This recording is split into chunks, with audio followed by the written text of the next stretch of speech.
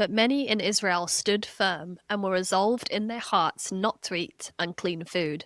They chose to die rather than to be defiled by food or to profane the holy covenant, and they did die. You know, Wow. it's kind of the first images that we see. We talk a lot about this in this podcast. What's new here that we've never seen before? This is martyrdom for the first time. This is dying for your faith because of persecution. And so it's this really critical moment to stop and consider what this really meant for the Jews, their faith practices being outlawed, their temple being desecrated. Reaching from way down here. From way down here. Welcome to Thread, a podcast designed to explore God's story and lead you into a full life in Christ. Thank you for joining us in this conversation, co-hosted by myself, Hannah D'Souza, and Dr. David Proctor. Though I'm way down here, I get a better view of this boundless world that I'm going to. Hello, everyone, and welcome back to Thread. Our last series was God's People Returned, which we finished with the episode on rebuilding the wall, if you remember that. We also mentioned at the end of that last episode that we're now going to be bridging the two testaments by talking about the intertestamental period, which is a very rich period, and we've invited a special guest to help us with it, who Dave will introduce shortly. So we're going to be covering now the period of time from 430 BC until the birth of Jesus. So a lot to cover. A lot to cover. These are going to be very interesting and important episodes. And we do have a special guest with us today to navigate these 400 years. His name's Phil Lisarski. Phil and I have known each other and been friends for more than 20 years. So welcome, Phil. It's so great to have you. Thank you so much for having me. Dave, we go back for many years. It's been a privilege serving as a teacher in the Chicago and greater Chicagoland and the Midwest for over 20 years. I'm the original Bible nerd. Some reason at 10 years old, my favorite books were the Bible, Haley's Handbook, of all things, Herodotus, and then certainly Plutarch and the Aeneid. So I At have 10 had years a old, love, you were reading Plutarch? That's crazy. Yes. Okay. Well, So I have had a love for certainly the Bible and both academic and the personal ongoing for 50 plus years of constant study.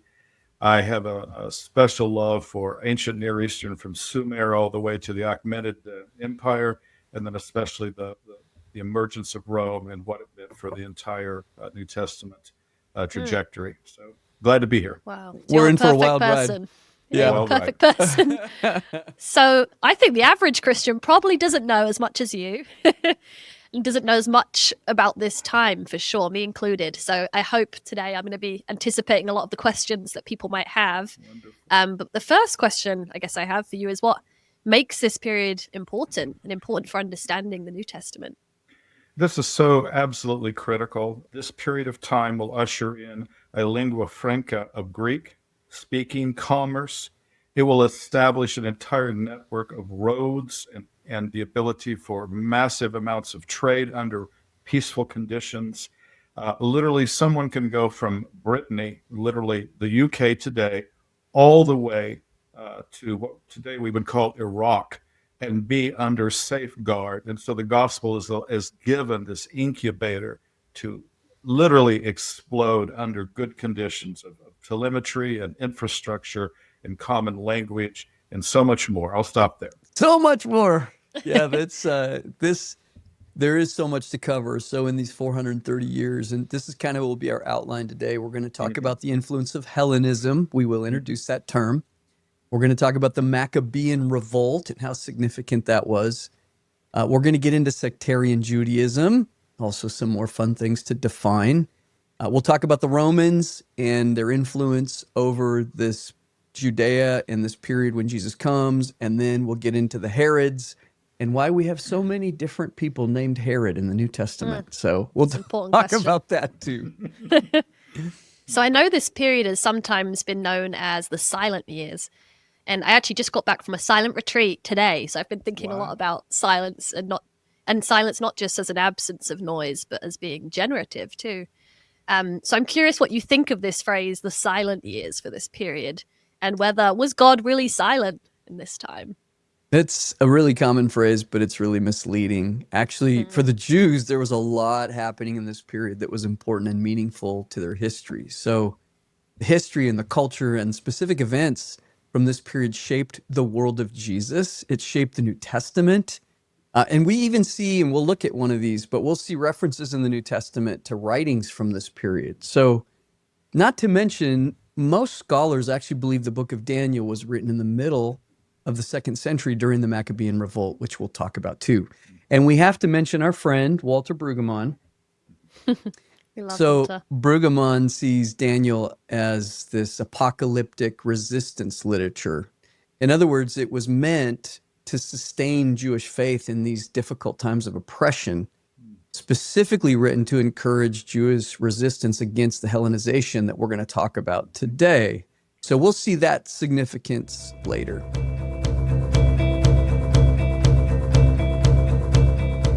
So there were things then being written, you'd say, during this time. So most notably, it's what we now call the Apocrypha. The Apocrypha is a collection of ancient Jewish writings that are included in some versions of the Bible, but not in others. So the term Apocrypha actually means hidden or secret, but in the biblical context, it usually refers to books that are considered canonical or part of the canon by some Christian traditions and not by others. So, for example, the Catholic and Eastern Orthodox traditions include this material. They call it the Deuterocanonical, there it is, books, which means second canon. Now, one of the things that we're going to have fun with today, by the way, Hannah, you know how you and I have had a Yes. lot of back and forth about pronunciations over the last 46 episodes. So one of Phil's great strengths is he is Mr. Pronunciation. So what a he's going to gift. correct us. I'm sure he will be correcting us today. And we Please, welcome. please. Yeah, we welcome. We don't know what we're welcome it. saying. We need it. It's good. So it's one of the things I love about Phil's teaching is he actually knows how to pronounce things. Okay. So the other important and closely related text from this period is the Septuagint. And the Septuagint, in its the most simple way of looking at it, is it was a Greek translation of the Old Testament. Right. So according to tradition, the Septuagint was initiated in Alexandria, Egypt in 250 BC by King Ptolemy II Philadelphus. And he wanted this for his great library of Alexandria. And this Greek translation of the Old Testament was to be translated into the common language of the time. But now we call that Koine Greek. So this whole idea, which we'll get into about Hellenism, is this idea of Greek culture and the importance of the Greek language and how that would shape the culture. And so this translation, the Septuagint, into the Greek here, it took about 150 years to complete because the Bible being used, and by the way, it was the Bible being used by maybe Jesus and the early Christians for sure, but we believe that Jesus was reading probably in Hebrew and Aramaic and possibly even in Greek. So we know that the Septuagint had pretty widespread use in the early church. So this is important to consider. So we've got the Septuagint. Now, what does that have to do with the Apocrypha? The Septuagint included the Apocrypha, which means, again, if we think about the early Christians' Bible, the Septuagint, had these books of the Bible in them. So that's why this matters, okay? So, Phil, there's also another term that gets used in this kind of world that I want you to just connect. It's Pentateuch. So tell us, what is Pentateuch? So what's so important about this period of time is really before Alexander's conquest, the Jewish Hebrew scriptures in Hebrew were canonized. They came together. If you picked up a modern Jewish Old Testament, if you will, same books, but in different order. Torah, Nevi'im, Ketuvim. This is the writing, the prophets, and the Torah. So Pentateuch is simply the catchphrase to say Torah. You know it's written in Hebrew. It is not in Greek. And it becomes very important for the trajectories going into sectarian Judaism. So Okay. Pentateuch means Torah, means in Hebrew. Septuagint means entire Old Testament written in Greek. Okay. That's And you helpful. even see the, Penta, the 5, right? So the first 5 books of the Bible. Septuagint meant 70. And the tradition has it that there were 70 translators working at this translation project that Correct. was commissioned by Ptolemy II Philadelphus. Okay. So these books that we now call the Apocrypha, even though occasionally have been questioned throughout Christian history, they were used and quoted by early church fathers, Clement, Irenaeus, Tertullian. They were also included in Jerome's Latin Vulgate. They were affirmed by early church councils. They were used all the way up into the Middle Ages. So any version of the Bible, really up until Luther, included these books that we now call the Apocrypha. Luther questioned their authority, and it's not that they weren't questioned before, they were, but Luther questioned their authority and he moved them into the second section of the Bible, and he kind of is the one that started calling them the Apocrypha or the hidden or the secret books. But Luther, just to be clear, also devalued some of the New Testament books and also moved them to the back, including Hebrews, James, Jude, and Revelation. So, yeah, interesting, right? So you can't just move the books you don't like to the back. Well, you Back of the bus. can if you're Martin Luther, Not you ideal. know. I know. So we don't typically talk about the Apocrypha, at least definitely not in our church tradition. But what should we make of it then, especially if, as you said, the early church fathers were using it? Well, yeah, and I am not in any way making a case for it or against its scriptural authority. That's not the point of today. But what I am trying to demonstrate is these books have long been highly regarded and read by Christians. And even though their inspiration may be in question, their historical value is viable. And so in these books, we capture glimpses of Jewish life and history and culture in this period that we now call intertestamental. And so even using that term intertestamental can be a little bit misleading. It's kind of like silent years, right? Maybe a better term for this would be the Second Temple period. It's this period between this new erection of the temple. So that's kind of important. So the other thing that we've got to remember is this version of the Bible that we included in the app actually contains the version of the NRSVUE that contain these books. So they're in the app. And maybe you've mentioned this before, but why are we using the NRSVUE in? And what in the world app. is the NRSVUE anyway? Tell us. Tell us. So the NRSV has been a long-standing, very respected tradition. It means New Revised Standard Version. And the reason that this edition has been so significant, it's one of it's the most accepted in the academic world because it has a really great balance of accuracy and readability. The other thing that's really significant about this translation is it's translated by a broader, more ecumenical team of scholars to prevent biases, where a lot of other Bible translations may be taken by a particular tradition or vein of traditions. And so that's why we use it. Now, the UE just means updated edition. It's the latest version. Okay. So they now call it the UE. But you're right. We did choose. In fact, we paid and licensed this version to have in the app so that we could include the Apocrypha because we're going to talk about it today. And we're going to even read some things from it today. So, Ooh, exciting. okay. So now we're ready to talk about this period of time, now that we understand these books. So we left off in the middle of the Persian Empire. In 539 BC, Cyrus the Great had conquered Babylon and allowed the Jews to return to Jerusalem. We've talked about the temple being finished and rebuilt in 516. We talked about the wall being rebuilt in 445. And we ended our last episode, the last kind of moment of the Old Testament story, with Nehemiah fighting with, cursing at, and pulling out the hair of some Jews who had intermarried. So, do you remember at the very end it says, Yes. and then he prayed, remember me, oh my God, for good. So that took place in 432. That was the last historical event of the Old Testament. The Persians continued to rule for another 100 years until about 331 BC. And the big shift here that we're going to get into, and this is why we have Phil with us, is This is when Alexander the Great conquers them. So the Persians get pushed out by Alexander the Great, the Greek, and all the Greek influence, and we'll talk a lot about that today. So the official, and there's one other just little piece that's important because language, Phil brought up the importance of language. The official language of the Persian Empire was Aramaic. So we see this influence even reflected in some Old Testament manuscripts. You know, some of the sections of Ezra were written in Aramaic, some sections of Daniel, which, you know, we've already talked about a little today.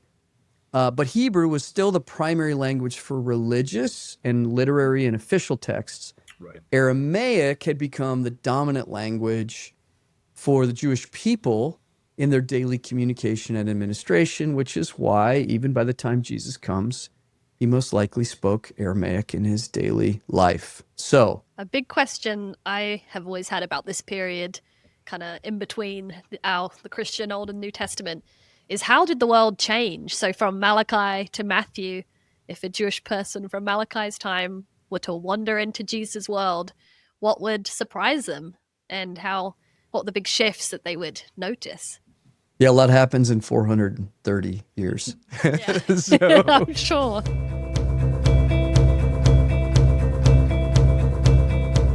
that's where we're going to start. So today we're going to start with this idea of the emergence of Hellenism. So we begin with Alexander the Great. He conquers Persia. Now we're going to talk about this influence or emergence of Hellenism. That's a word a lot of people don't know. Phil, maybe we could start with that. What is Hellenism? Hellenism is this explosive and nearly shock and awe wave of Greek culture, language, philosophy, ways of thinking, scientific observation, you name it, suddenly, and I mean forcefully, being, through Alexander the Great's conquest, thrust upon the Near East. And so a stable culture from Sumer, 3800 BCE, to the end of the Achaemenids, 323 BCE, stable, almost a consistent way of thinking, and the gods and everything. Different languages, a little bit of difference between Persian versus Assyrian, whatever. Suddenly it gets completely turned upside down. Fantastic. So pick us up here in 334, 331, when Alexander crosses Asia Minor, he begins his conquest. So tell us a little bit about that. So Alexander the Great, or Alexander the Third, son of Philip of Macedon II, feels like he is called to literally revenge the Persian Empire completely. And when he is completed, and literally from modern day Greece all the way to modern day India, that's how vast it is. Wow. He replaces a set way of thinking with Greek culture and language. It sets up an entire future new political system and influence. If you're elite and you want to grow in these empires economically, academically, you name it, you better know Greek. You better become Hellenized, if you will. By 323 BC, suddenly, after all of that energy and all of that vision, he dies, young, 33 years old. 33, Wow. and he conquered the world by It's like 33. Conquered the Jesus. world. That's correct. So this then leads us to a major shift, which we That's call correct. these Hellenistic kingdoms. So what happens after he dies? So Alexander had very trusted generals that were with him through the entire period of the campaign. And really what it comes down to, I'm going to list the major ones, which became the Hellenized kingdom. Ptolemy I took Egypt and Syria. Seleucus I took Mesopotamia and Asia. And when we speak of Asia, really what we're talking about is modern-day Turkey and really the western half of modern-day Turkey. Antigonus took what we call the other half of Asia Minor into Thrace and the rest of Greece. And these were the three really big players. There were some others who were fairly minor. By about 275 BCE, the two most powerful empires clearly were the Ptolemies down in Egypt and the Seleucids north, if you will, so south and north. And this is why we get the refrain in Daniel 11 through 12 of these two kings, this king of the south, the king of the north, Ptolemy in the south and Egypt, and the Seleucids up in what is today Turkey, Syria, and on into modern day Iran. So those who are listening on a podcast and aren't watching, they can't see Phil making all these, movements with his arms about The up gestures. here and over there and down there. But we do have a map that is really helpful to look at because you see the Ptolemy regime down in Egypt and you see the Seleucids off to the northeast and all that. So when we look at this map, what's interesting is it shows Judah kind of in between three of these Hellenistic kingdoms. Is that significant? Absolutely. If you're Judea, and it's been this way ever since, all through the ancient periods of time, you've got silk coming off the Silk Road from China, and you've got precious unguents and resins. I'm talking about frankincense and myrrh coming up from the peninsula of Arabia, and it all comes into the Levant or Judea and onto the coast. And so it becomes an enormously important trade route. It's connecting Egypt to Egypt and also the other ancient kingdoms. This created tension. And so if you're the king of the south, Ptolemy, and the king of the north, Seleucid, you want to control this because it means big shekels in your pocket, no doubt. And so the Seleucids and the Ptolemies were vying for this and jockeying back and forth. And if you go into the Greek chronicles, it's just back and forth, back and forth. It seems like it goes on endlessly. Under the Ptolemies, though, Judah was created as a temple state. And what this means is the high priest not only served as the high priest religiously, but he was considered by the Ptolemies the governor, if you will, of that territory of Judea. Yeah, that's important, right? So what you're stating is even though Judah may have been controlled by the Ptolemies from Egypt or the Seleucids at any given time, they were allowed independence. In a sense, they were, certainly religiously. The high priest was in charge of both, again, religious and secular matters of Judea. He was selected specifically, and this becomes very important when we get into sectarian Judaism, of the line of Zadok. Zadok was a high priestly line that David instituted when he literally created the temple, first temple, and then later Solomon built it. David wanted it; he got the money. Solomon built it in about 960 BCE. Very important, the line of Zadok. There was also a shift that took place about 198 BCE. Antiochus III was the ruler of the Seleucids at that time in the east. And he gained power. He literally pushed the Ptolemies, really for good, out of what I call the Levant, or what is called the Levant, Judea, and seized control of Judea. This becomes very important. Can you explain a bit more what you mean by the Levant? Levant is a nice academic term that says modern day Syria, modern day Jordan, modern day Lebanon, the state of Israel. It's this slice of the coast, the eastern coast of Mesopotamia, the Mediterranean, that is fertile. It has been known as the back arc of the Fertile Crescent.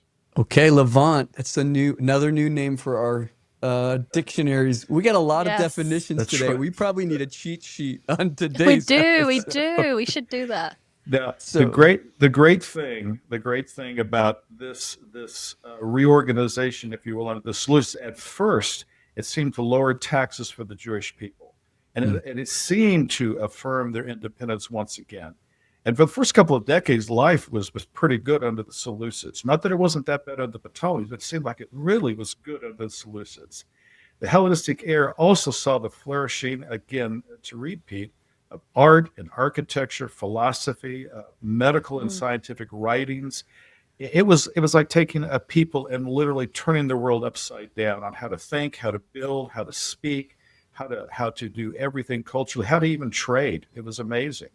The philosophy of Hellenism asserts that Greek culture was superior to all others. The Greeks were very, very arrogant. Theirs was it. You need to Okay. be Greek, no doubt about it. And many Jews opposed this pressure of Hellenism because it had a disregard for community. It's great that you're a people that have lived 5,000 years this way. Get over it, become Greek immediately. That's kind of the Wow. attitude that was going on. They glorified the human form. If you see any archaic or classical Greek, you're going to see naked, beautiful, absolutely perfect statues of humans because they glorified the human form.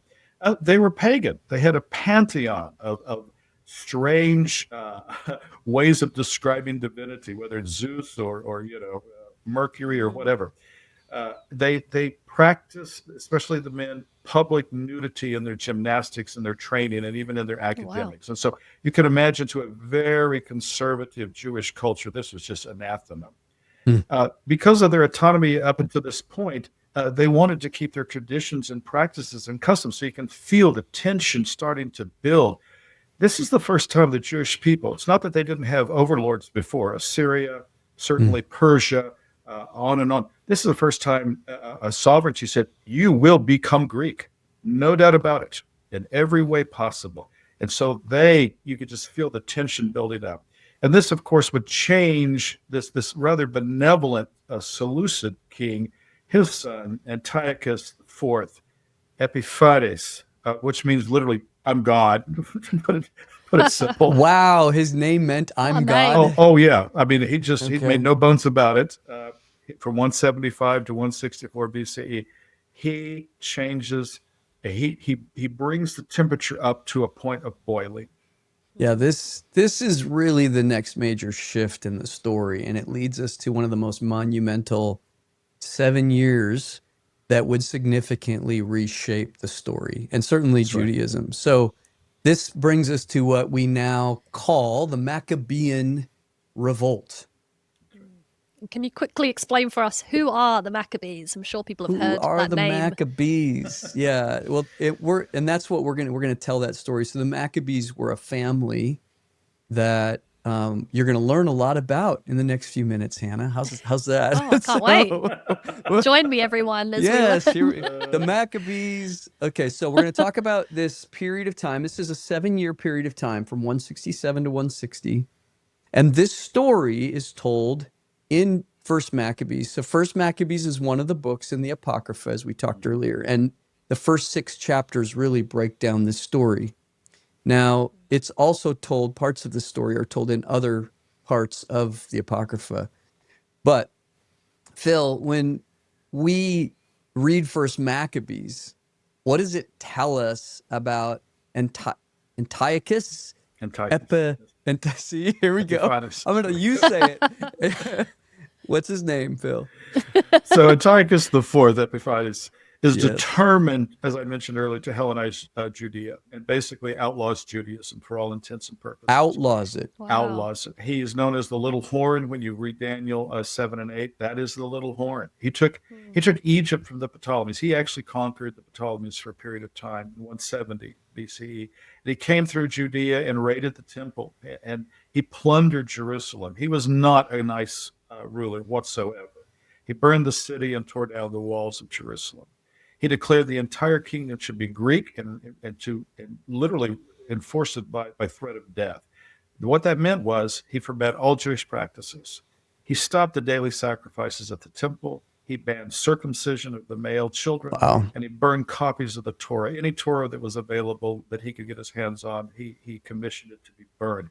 He set up an idol to Zeus in the temple. So not only does he destroy Jerusalem and he desecrates the temple, he sets up an idol to Zeus, and he makes sacrifice there. Wow, he sounds like he should be called Big Horn, not Little Horn. He's Yeah, doing he was damage. Bad. So I've heard he sacrifices, when you talked about him setting up an idol to Zeus in the temple, a pig on this altar of the temple, right?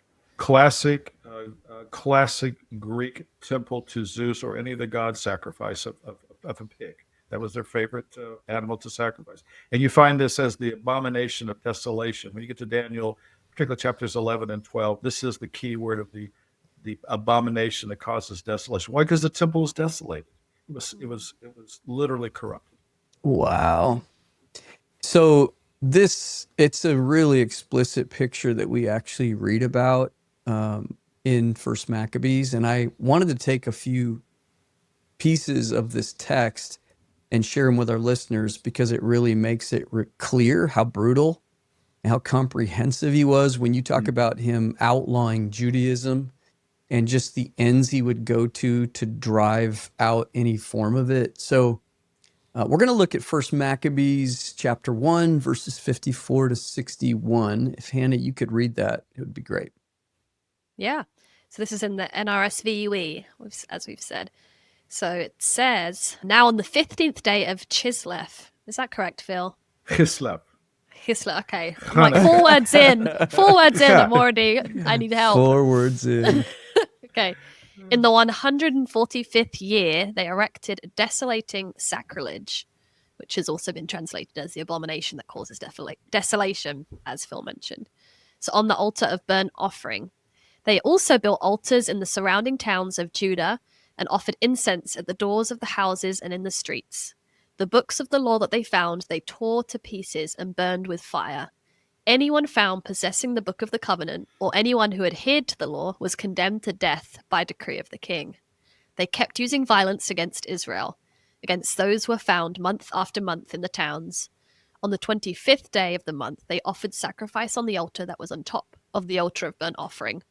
According to the decree, they put to death the women who had their children circumcised, and their families and those who circumcised them, and they hung the infants from their mothers' necks. My gosh. I mean, yeah, when I read that, I just thought, wow, they hung the infants from the mother's necks.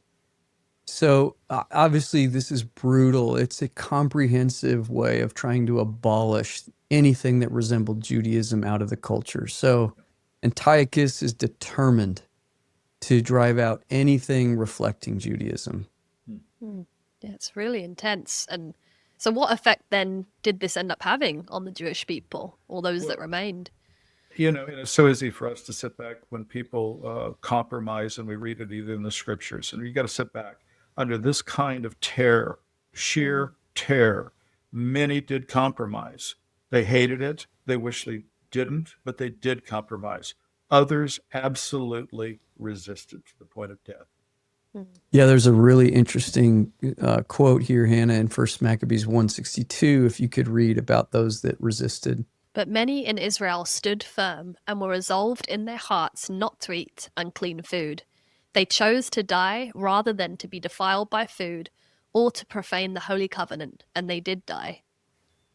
You know, it's Wow. it's kind of the first images that we see. We talk a lot about this in this podcast. What's new here that we've never seen before? This is martyrdom for the first time. This is dying for your faith because of persecution.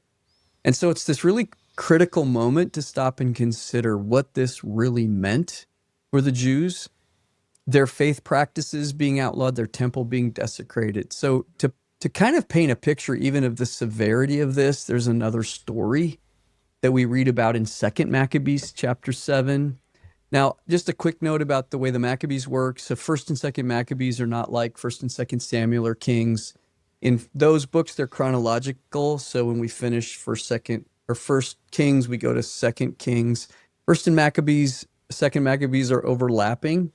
So the following story actually takes place at the same time in 167 BC, during this time that Antiochus sets up this abomination and starts forcing the Jews to comply with these Greek practices. So this is tough to read. It's very graphic, but it really depicts the level of persecution and the choices that the Jews were faced with. Hannah, if you could read 2 Maccabees 7 here for us.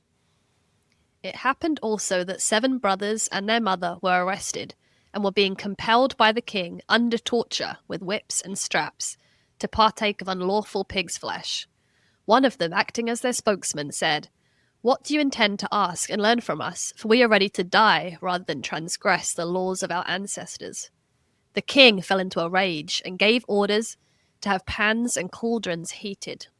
These were heated immediately, and he commanded that the tongue of their spokesman be cut out, and that they scalp him and cut off his hands and feet, while the rest of the brothers and the mother looked on. When he was utterly helpless, the king ordered them to take him to the fire, still breathing, and to fry him in a pan. The smoke from the pan spread widely, but the brothers and their mother encouraged one another to die nobly, saying, "The Lord God is watching over us, and in truth has compassion on us," as Moses declared in his song that bore witness against the people to their faces when he said, "And he will have compassion on his servants."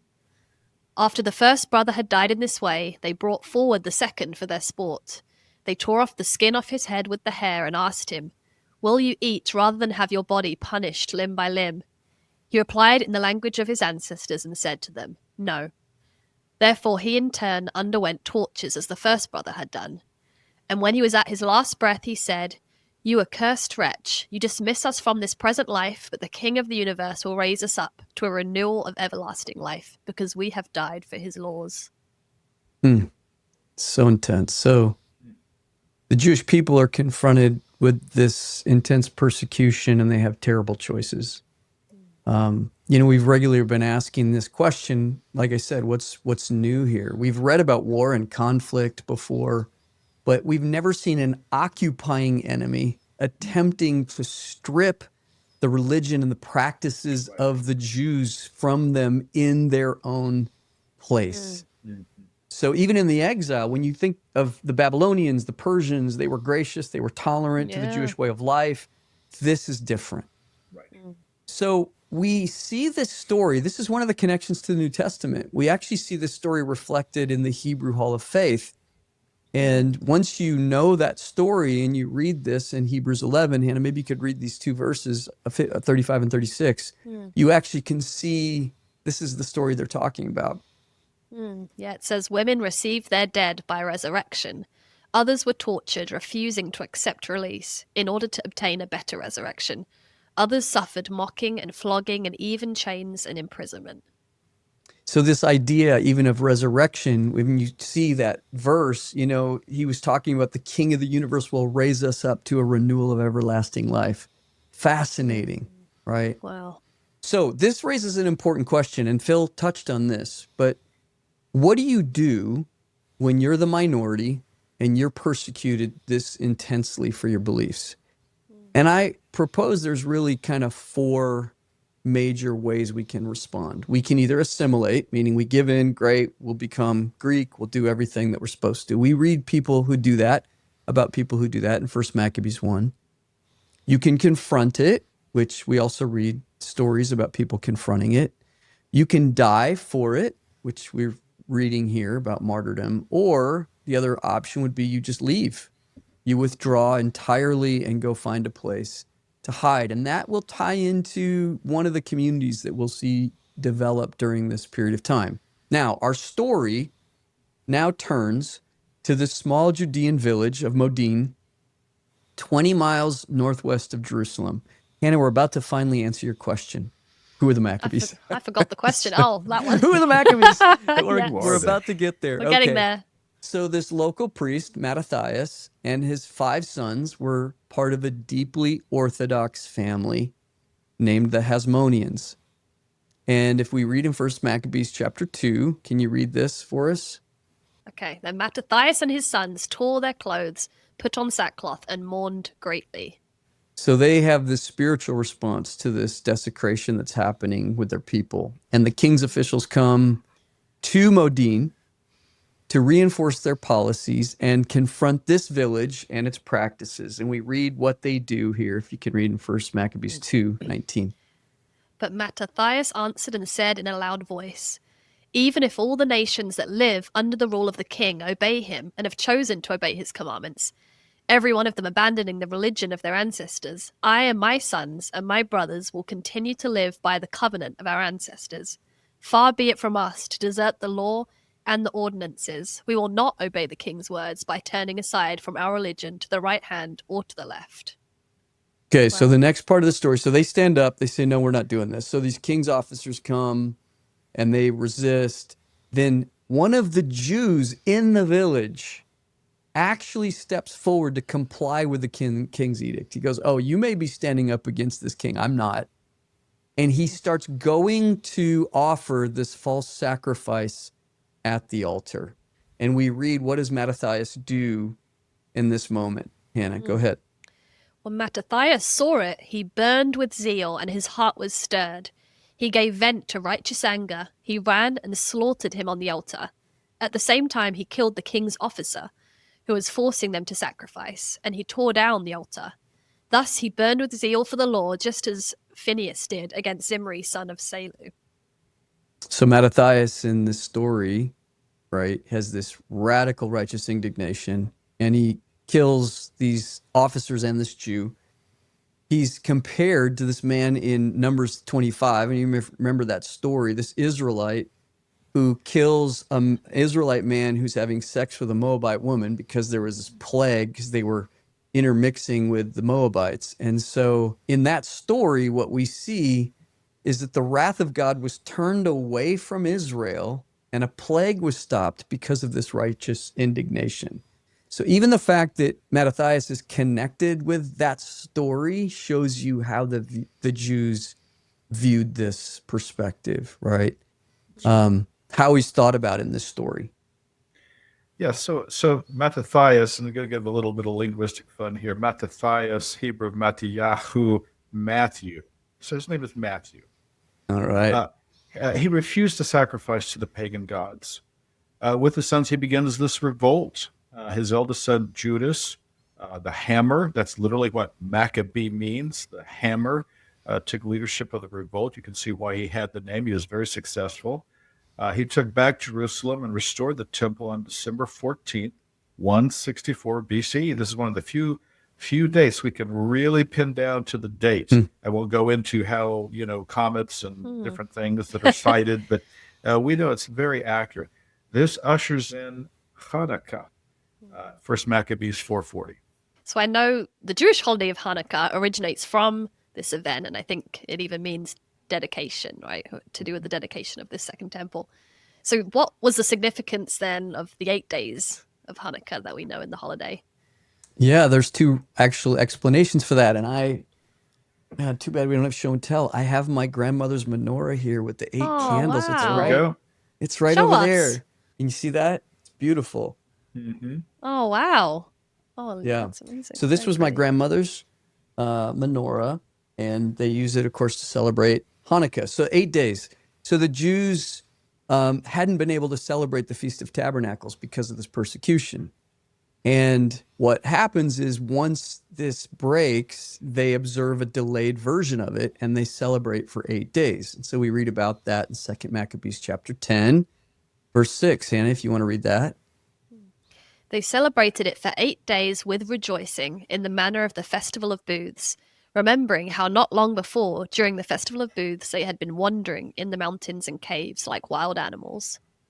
Right. So that's one of the reasons, right? They celebrate for 8 days. So that there's also a Talmudic tradition of the oil. So according to the rabbinic tradition, when the Maccabees went to rekindle the temple menorah that they found, they only had 1 day of consecrated oil. Now, what's interesting about this is it actually takes 7 days to make consecrated oil.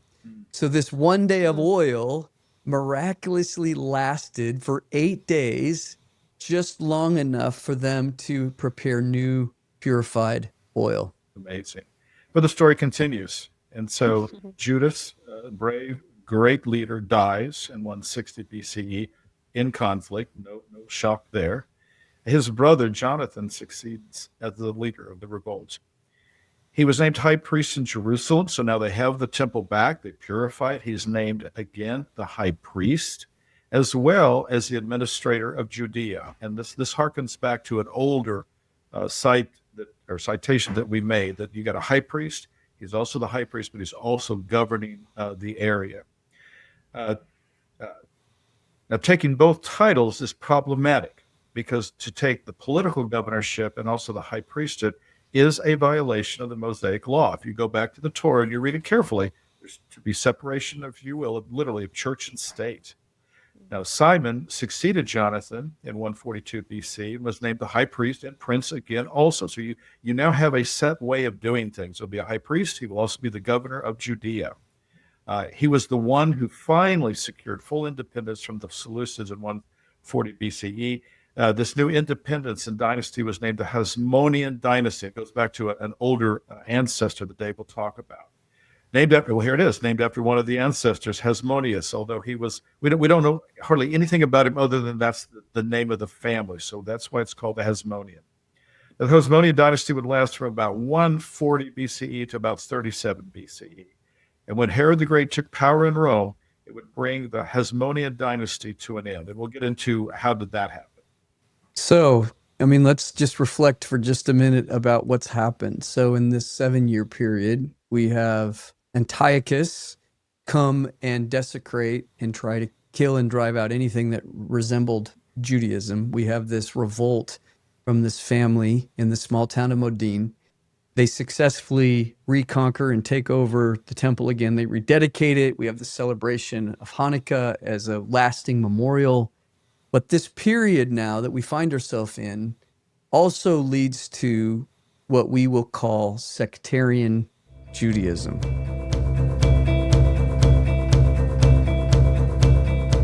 So this leads us to a really important shift in what we're going to talk about next, which we see all over the New Testament, which is this idea of sectarian Judaism. So by sectarian, do we mean the different groups that emerge within Judaism or different sects, like, for example, the Pharisees and Sadducees that we see a lot in the New Testament? That's absolutely correct, Hannah. It is the sects, and we'll define what does that mean. Is it geopolitical? Is it socioeconomic? Is it religious? But very distinct groups vying for control of the destiny of Israel. Yeah, and we're going to see the same responses that we looked at earlier. You know, when you're forced to process, in this case, Hellenization, you have choices to make. And we talked before about martyrdom or confront it or assimilate or withdraw. We see those same instincts even with what happens with these Jewish sects. So now martyrdom isn't necessary at this stage because now the Jews have taken the temple back over. But the other three really apply. So what we're going to see is there is a group that confronts the influence of Greece and outside influences culturally. That's going to become the Pharisees. Then we're going to see the group that tends to more assimilate and want to embrace and welcome that culture. That's going to be our Sadducees. And then we have the community that chooses to withdraw, and this is the Essenes. And so we're going to break those down a little bit. Maybe, Phil, you can explain a little bit more about where these come from. Absolutely. I think as a preamble, it's very important for any of our listeners to understand all of these sects, whether it's the Pharisees, the Herodians, the publicans, the Sadducees, you are talking about the elite class. They are educated, they have means and subsidy, they are probably no more than 5, maybe 8% of the entire population of Judea and the Galilee or the Galil. And so we're not talking about the common Jew. We're talking about elites. And that's something you must keep in mind. Typically in my analysis and my writing, my work, I try to bring a socioeconomic understanding. And so this becomes the people who have control already. Now they're vying for control among themselves. Let's start with the Pharisees, or Proshem as it is known in Hebrew. This is the Hasidim, or the pious ones. They were a group of Jews that were passionately devoted to Torah and strongly opposed to Hellenization. So you see some resonance with what's going on with the Hasmoneans. They stood with the Hasmoneans and fought on their side, but later they broke ties because as the Hasmoneans took power, they corrupted. And they became almost as Hellenized as the Greeks who Hellenized them, which is crazy. Yep. They were not politically ambitious like the Hasmoneans, but they were part of what will become the patronage system under the Greeks, and then absolutely to a zenith under the Romans. So they're part of the system, or in Chicago, as we would say, part of the machine, if you will. They were called the Pharisees, and the idea was to be separate. Okay, we can't be part of you, but we will live with you, but we'll be definitely separated. They adhere strictly to the law and the Torah, and they built up a body of interpretation known as the Mishnah. Later, as the wars occur, the Mishnah will come together. That's the written law and the oral law coming together. They believe that their obedience to the law, oral and written, would usher in the coming Messiah, or the Messiah, who would establish the New Jerusalem. Okay, so here we have the group that chooses to confront this culture that's coming in. They separate themselves. So yeah, we actually have confrontation here in this posture, but also preparation for a coming Messiah. And that coming Messiah concept becomes really important for how we interpret what's happening in the future. The second group that you especially read in the Gospels is the Sadducees. Sadducees is simply a Greek transliteration of Zadok. And so they're claiming that they're part of that Zadok line. And because of this, they are claiming and do have control of the high priesthood. The Sadducees were the party supporting the Hasmoneans, and they were wealthy, and they were aristocratic Jewish families. They were the top of the top, if you will. And they supported Hellenism. Their attitude was, listen, as long as we get to control the system here, we're fine with whoever's ruling. They would eventually support the Roman Empire by maintaining power and status. This is their way of clinging on to it. They were hated by the average Jew for their compromise with Rome and their hoarding of wealth. These folks were fabulously wealthy. The Sadducees accepted only Torah as scripture and denied the existence of angels and afterlife. I do need to put a footnote here. By the time of Herod the Great in that temple produced more revenue for the Roman Empire, as we will get into, than almost any other point source in all of the Roman Empire. So we'll talk about how vast and wealthy the Sadducees became. Interesting. So clearly this is the assimilation group. Yeah. Absolutely. Reminds me of the tax collectors too. I wonder if there's any connection there with them being hated by the average Jew. Absolutely. We'll get into that. We're going to get to that under the Romans. Yeah, exactly. Okay, there's another group that comes from this period. That's right.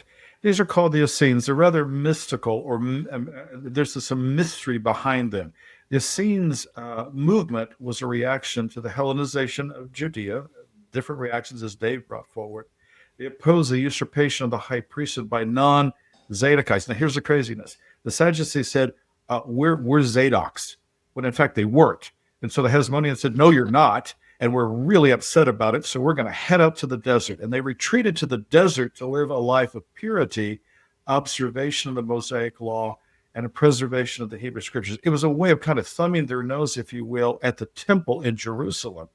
And I love the Dead Sea Scrolls. We don't have time to even get into it, but a lot of the Dead Sea Scrolls is the Hasmoneans thumbing their nose at what's going on at the temple.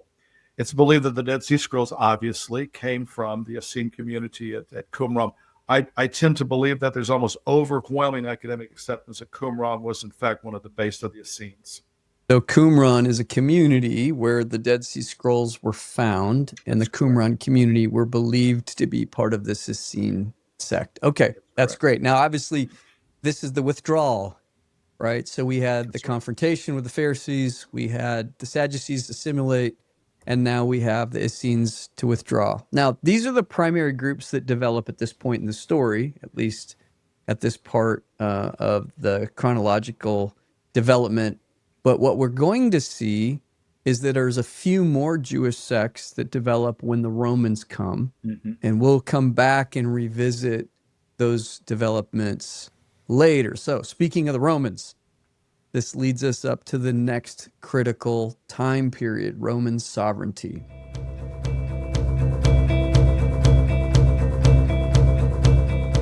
So we did say earlier that the Hasmonean dynasty would last only till about 37 BC. This dynasty had actually, as you brought up, Phil, devolved quite significantly. Yes. They were not distinctively Jewish the way that they earlier were. So by the time the first century comes, they're really not that significantly different. And they had a lot of infighting going on. That's right. And so if you check that Hasmonean line down to finally John Hyrcanus II, he's really considered the last Jewish high priest and ruler of Judea of the full strength of the Hasmonean dynasty. There's some other sons and nephews. The intrigue is amazing, but he really designates the end point. His life was marked by political instability and struggles for power within his own family. And so the family was vying for power by this time, particularly his brother. And as it always has, the story of two brothers always leads to some sort of death or something tragic when it comes to kingship. So he invited the Romans for their help through his friend, and it's an Idumean. Idumean is the ancient Roman term for Arabia, the Idumean Antipater. Wait, he invites the Romans in for help. That seems like a costly mistake. Yes. That thing's not to do on a Monday. At the same time, the Roman general, Pompey, now you got the triumvirate, Crassus, Julius Caesar, Pompey, the first triumvirate. Pompey is literally blowing through the entire Eastern Mediterranean, conquering everything. He gains tremendous fame. He triumphs more than anybody up until Julius Caesar for all of his great victories. And he comes to Jerusalem, and he conquers Jerusalem in 63 BCE. He enters the temple, and he goes right into the Holy of Holies, desecrating it and absolutely infuriating the Jews. Actually, many Jews are slaughtered. They literally place themselves at the temple, not in allowing his legionnaires to get in there, but he eventually does anyway. Pompey reinstates Hyrcanus II as the high priest, and he gives the political power to Antipater as a Roman procurator. And this becomes the big shift that we'll see for the rest of the history of Judea. So it goes from this Hasmonean kingdom to an outsider, Antipater, the Roman procurator. And he was believed, honestly, they just believed he would better serve Rome. He had more allegiance to Rome than this old Hasmonean line. Judea was retained as a Roman colony through the rise and the assassination of Julius Caesar and the turmoil of those civil wars. At the end of the day, Julius Caesar becomes the ultimate dictator, but he is assassinated, and then another outbreak of civil wars occurs. There's a lot of turmoil in this, whole Turmoil. period of time. So there's also this major shift happening within Rome. So Rome was moving from a republic to an empire. That's correct. And so this shift goes from Rome being representative government to more centralized authority. So instead of the time during the Republic when the citizens had voting rights, they elected representatives, that's no longer. And during this empire now, the Senate loses its power and it becomes mostly symbolic. So this first 200 years of this Roman Empire did bring a lot of value. One of the things that we know now about is this Pax Romana, or this time of peace. So how, Phil, would this Roman Empire, now as Judah's overlords, have seen and treated Judea? Because we've seen many different outside influences treating Judea differently. So what about the Romans? Yeah, so this becomes a little bit complex, but if you're a Jew now with a Roman procurator, he is a military person that wants two things: stability and taxes. That's it. Doesn't care a thing about what you believe religiously. And if you even utter a word of rebellion, he will come in and brutally suppress you. So these rulers were called Roman prefects. Now, I know that a prefect was an official that was appointed by the emperor to govern some regions, particularly when military force was needed, but there weren't always prefects. So you have some areas that are overseen by senators, some that are overseen by prefects. And what's interesting about that is clearly for Judea, they needed a prefect. There was a need for military presence. Of course, we read about Pontius Pilate being that appointed prefect in 26 to 36 AD. So interesting, right? Judea was a volatile place. Oh, yes. And why was it considered to be volatile, Judea, at this time? Well, so certainly you've got this history with the Maccabean revolt, but that led to this whole concept of delivering Israel from its oppressors and the concept of Messiah. So Judas Maccabeus was remembered this way. They had come to understand or envision a figure that would drive Rome out. And then we also see these other figures. Now, a lot of times we are unaware of these now, but these would have had an influence in the psyche of the average Jew. So we know about multiple figures that were Messiah-like figures. Simon of Perea, 4 BC, proclaims himself to be king of the Jews. Here's that term, right? King of the Jews. Athrogenes, in 4 to 2 BC, declares himself king of the Jews.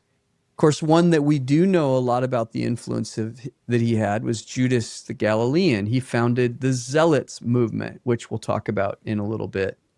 And then Theudas in 44 to 46 AD also claimed to be this prophet. Now, these last two, Judas and Theudas, we read about in Acts 5 when Gamaliel is saying, wait a minute, we've seen these uprisings before and we've put them down.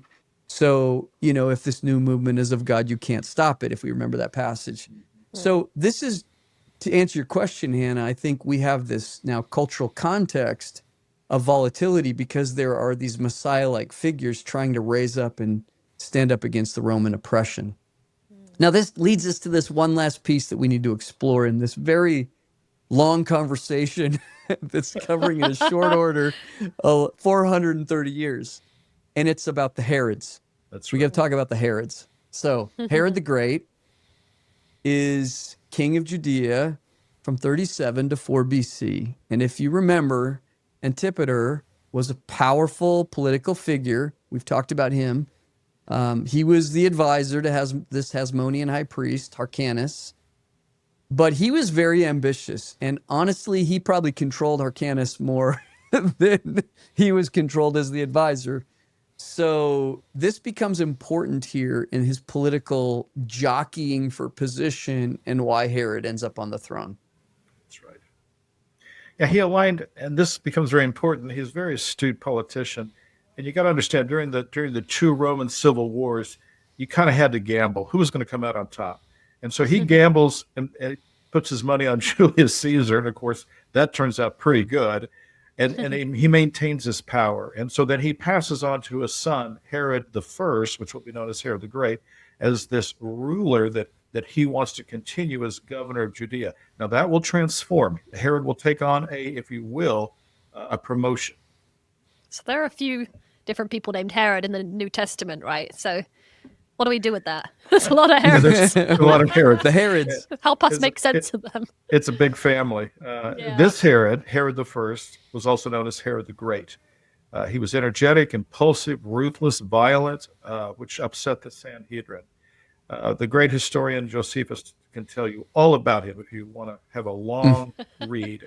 At the death of his father, Antipater, he was named by the Roman senator as the king of Judea in 39 BCE. And so he literally was, by Roman law, given a kingship. Now it was what's called a client state, totally controlled by Rome. But they said, listen, you take care of that patch of the backyard, and that's the kingdom of Judea.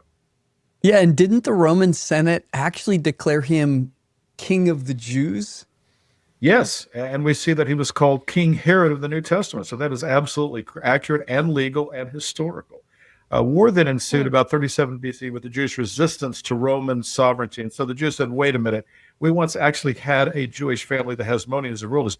Now we have not just Roman sovereignty, but you put this puppet king over us, and he's from Arabia. What's up with this? And so they were very upset with this. Herod converted to Judaism. He's trying to win favor with his subjects. And so he converts to Judaism. He also held to the Jewish ceremonial law and observance, built the great Temple Mount, and greatly enriched the temple complex. And so he's trying to win favor with this people, but he's never accepted as really the king of the Jews. Yeah, that title Interesting. seems very ironic so this is the Herod we know from the Christmas story, right? The villain. I mean, he was the ruler of Judea, the king of Judea at the time of Jesus' birth. But if you think about that, king of the Jews, so he thinks of himself as king of the Jews, but then the Magi come looking for the king of the Jews Right. in Matthew 2, and he realizes, Not wait, him. maybe there's someone else that's supposed to be king of the Jews. And, of course, this leads him to one of the most horrible decisions that we read about in the New Testament. He ends up massacring all the male children under 2 years old in Bethlehem.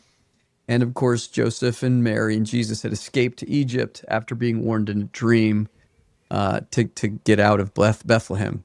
Absolutely. David, as it says, the saying goes, Herod's attitude was, when in doubt, brandish the sword. Just kill everybody, including family. Wow. That's how Wow. ruthless he was. So Herod the First died approximately 4 BCE.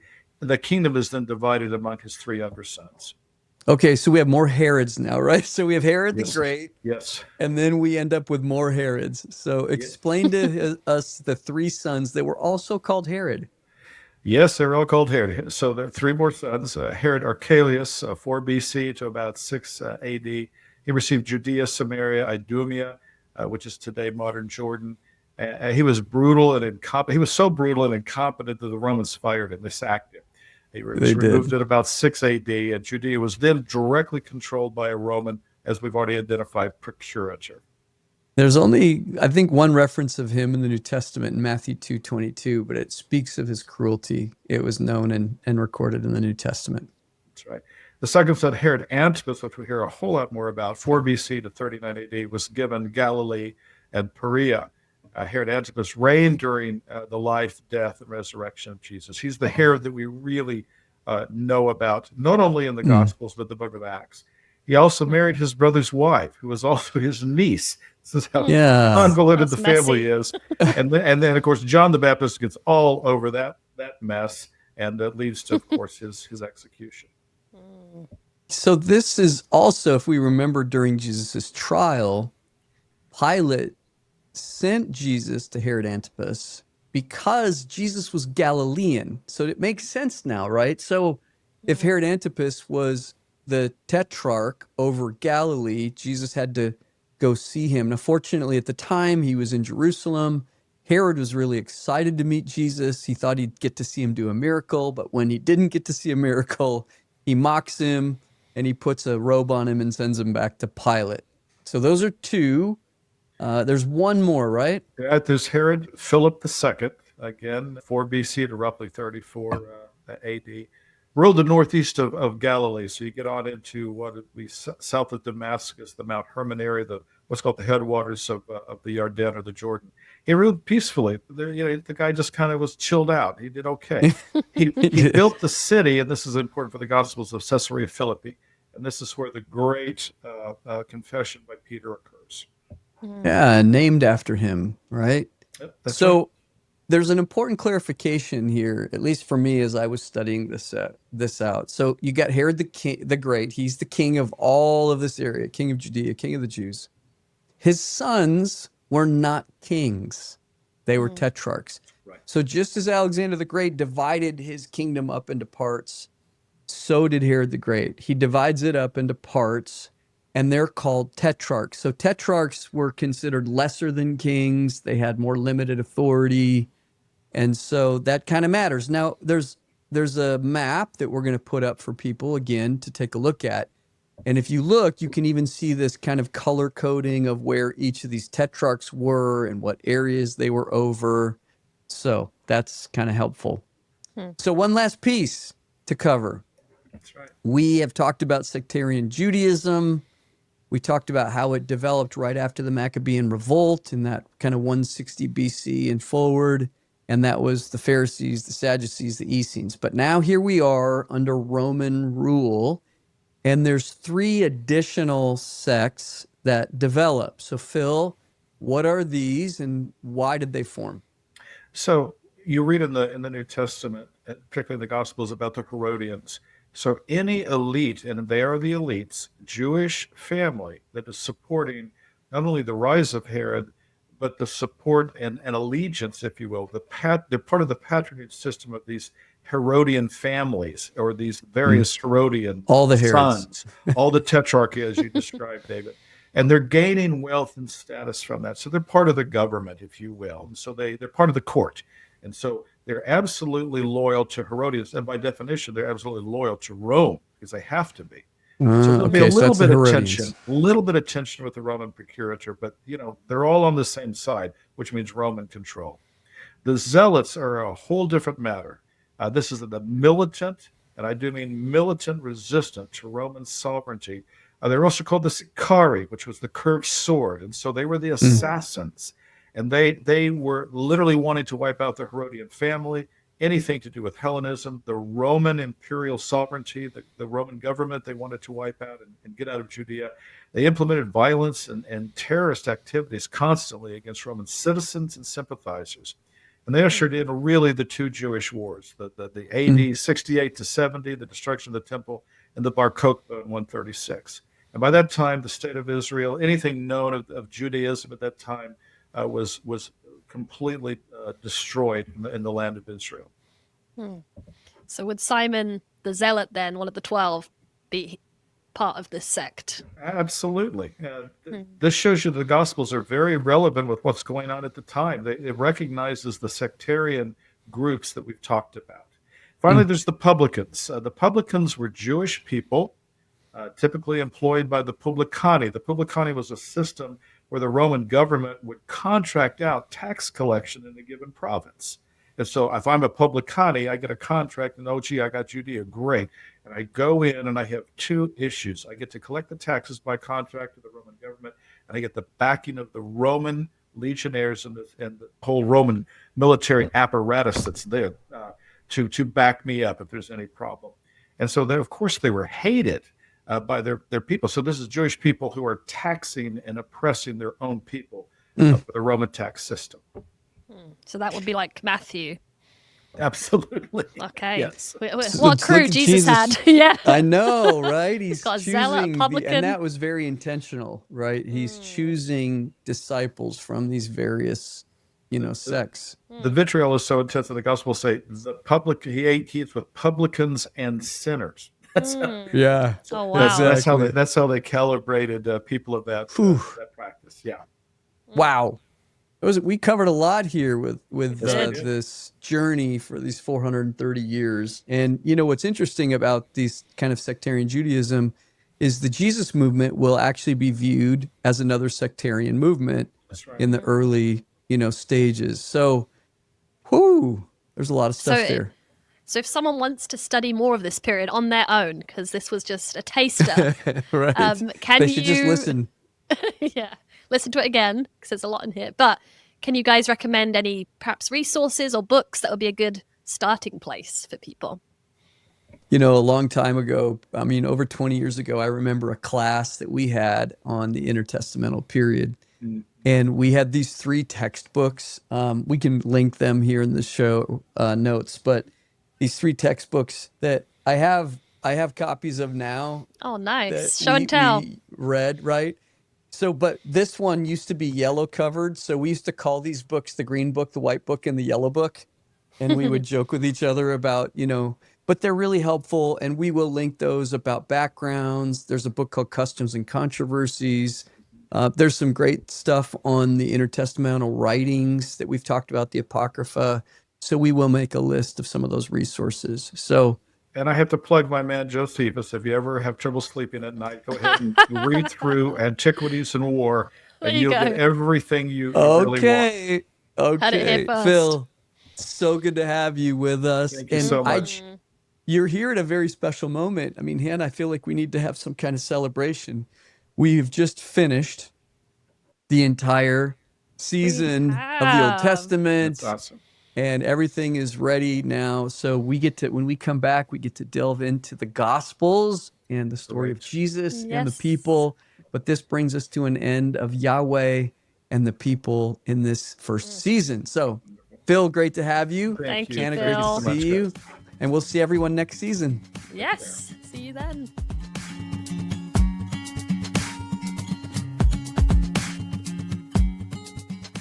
Thank you for joining this Thread conversation. We're more than a podcast. Check out threadpodcast.org for more immersive content.